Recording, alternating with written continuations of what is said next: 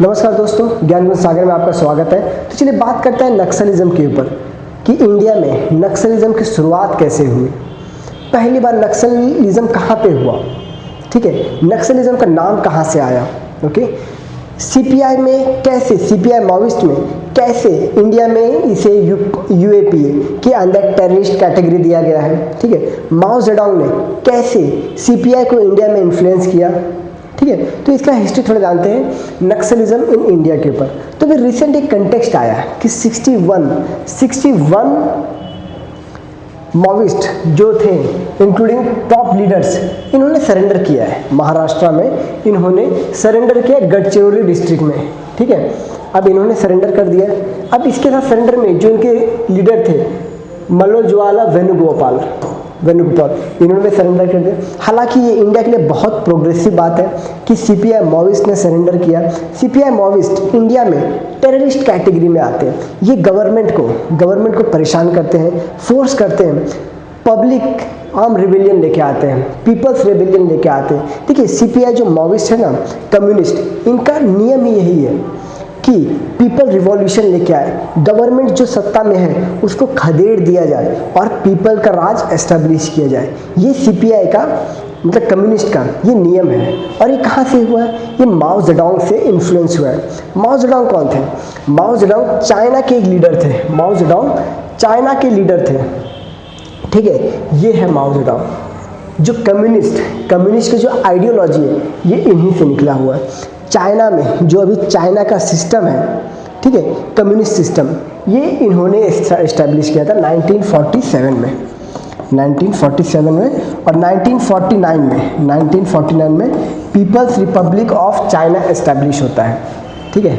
Communist People's Republic of China establish होता है। China का जो भी सिस्टम है ये इन्हीं का आइडियोलॉजी है, ठीक है। अब देखिए तो शुरुआत यहाँ से होती है। देखिए फर्स्ट ऑफ ऑल मैं आपको बता दूं कि ये आर्टिकल है जहाँ पे 61 माओइस्ट लीडर ने सरेंडर किया है। ओके, अब इसके लिए बेटर ये है कि माओइस्ट जो छत्तीसगढ़ और महाराष्ट्र में बेसिकली थे, इन्होंने सरेंडर किया। ये देखिए ये गढ़चिरौली डिस्ट्रिक्ट यहाँ पे सरेंडर किया है। ओके, सरेंडर कर दिया। अब यहाँ पे जो भी टेररिस्ट ऑर्गेनाइजेशन है ये बहुत कम हो गए, ठीक है। अब यहाँ पे गवर्नमेंट डेवलपमेंट वाले काम कर सकती हैं। अब नेक्स्ट ये देखते हैं कि ओरिजिन क्या है, सीपीआई का ओरिजिन क्या है, कहाँ पे स्टार्ट हुआ था, नक्सलबारी इंडिया में कहाँ पे शुरू होता है।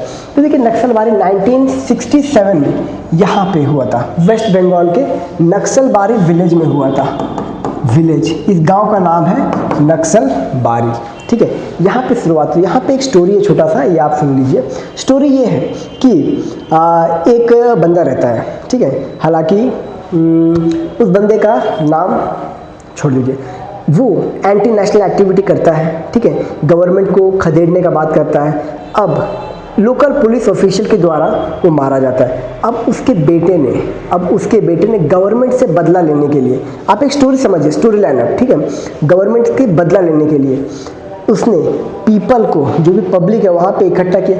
अब देखिए 1967 का टाइम था, तो वहाँ पे 1967 में क्या था, पॉवर्टी था, ठीक है, गरीबी थी, हंगर था,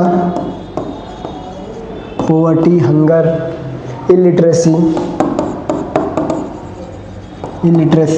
ठीक है, ये सब था। अब दिक्कत ये है कि उनको तो आराम से ही इसने कर लिया, कन्विंस कर लिया। अब गवर्नमेंट के खिलाफ आर्म रेबेलियन कर दिया। उस समय 1967 में यहाँ पे बहुत बड़ा विद्रोह हुआ था। 1967 में नक्सलबारी एरिया में बहुत बड़ा विद्रोह हुआ था, ठीक है। तो वहीं से नक्सलबारी की शुरुआत होती है। आइडियोलॉजी क्या है, माओइज्म, उसी का माओ जेडोंग, उसी के आइडियोलॉजी पे Chinese communist Mao Zedong advocating arm revolution against the Indian state emerge 1967 Naxalbari. कैसे माओ जेडोंग ने इन्फ्लुएंस किया, ठीक है। अब देखिए मेन ऑर्गेनाइजेशन टुडे कौन सा है, कम्युनिस्ट पार्टी। अगर ये छोटा है तो मैं इसको थोड़ा सा इसको बड़ा कर देते हैं।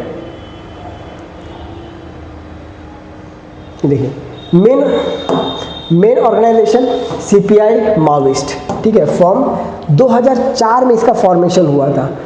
Merger PWG People's War Group and MCC Maoist communist centre. Leadership local leaders, जगह जगह पे लोकल लीडर्स आते हैं, ठीक है, वो होते हैं। स्ट्रॉन्ग होल्ड, रेड कॉरिडोर में इनकी बहुत बड़ी पकड़ है। रेड कॉरिडोर वाला रीजन कौन सा है? ये देखिए, ये वाला रीजन जो है ना, ये रेड कॉरिडोर है, ठीक है। अब गवर्नमेंट ने रेड कॉरिडोर को या नक्सलिज्म को कम करने के लिए बहुत से पॉलिसीज लेके आया, ठीक है। नेशनल पॉलिसी एक्शन प्लान, ठीक है, यहाँ पे एस्पिरेशनल डिस्ट्रिक्ट प्रोग्राम भी लेके आए, ताकि वो जो एरिया है, डिस्ट्रिक्ट्स है जहाँ पे नक्सलिज्म ज़्यादा पॉपुलस है, ठीक है, वहाँ पे डेवलपमेंट वाले काम किए जाए। क्योंकि नक्सलिज्म क्यों फैलता है? अंडर डेवलप के कारण, के इलिटरेसी के कारण, पोवर्टी, हंगर के कारण, है ना।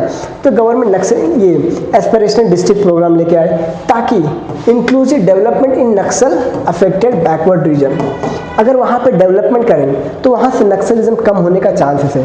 2013 में आप ये देखिए, 2013 में 182 डिस्ट्रिक्ट था जो नक्सलिज्म से अफेक्टेड था, अभी सिर्फ 18 डिस्ट्रिक्ट बचा हुआ है।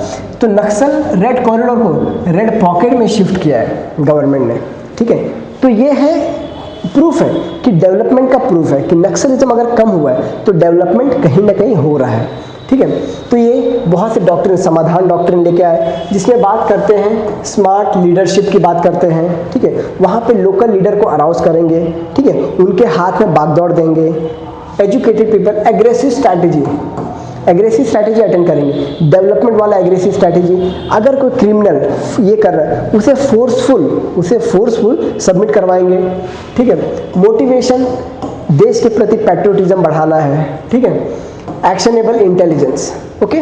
तो ये सारे एक्शन लिए गए गवर्नमेंट के थ्रू, ताकि रेड कॉरिडोर को रेड पॉकेट में बदला जा सके, ठीक है। अब यही कॉन्स्टिट्यूशनल डायमेंशंस है, ठीक है, कि जो नक्सलवादी है, नक्सलिज्म है, कैसे अपने इंडिया में इफेक्ट करता है। यूएपीए के तहत सीपीआई माओइस्ट को टेररिस्ट ऑर्गेनाइजेशन का दर्जा दिया गया। वो एक टेररिस्ट ऑर्गेनाइजेशन है, जहाँ पे इंडिया में ये बहुत से जगह पे गवर्नमेंट के खिलाफ एंटी गवर्नमेंट और एंटी नेशनल एक्टिविटी फैलाती है, ठीक है। तो इसके लिए इसको सीपीआई को टेररिस्ट ऑर्गेनाइजेशन का ये दिया गया है, ओके। अब यहाँ पे कुछ थोड़ा सा ये है कि नक्सलबारी वेस्ट बंगाल में शुरू हुआ था, रेड कॉरिडोर में 90 डिस्ट्रिक्ट है, ठीक है, 8 से 10 स्टेट्स में, और जो प्रोग्राम्स लॉन्च किए हैं उसके बारे में बताया गया, ठीक है। जो लीडर है भूपति, इसने अभी सरेंडर किया है, ओके।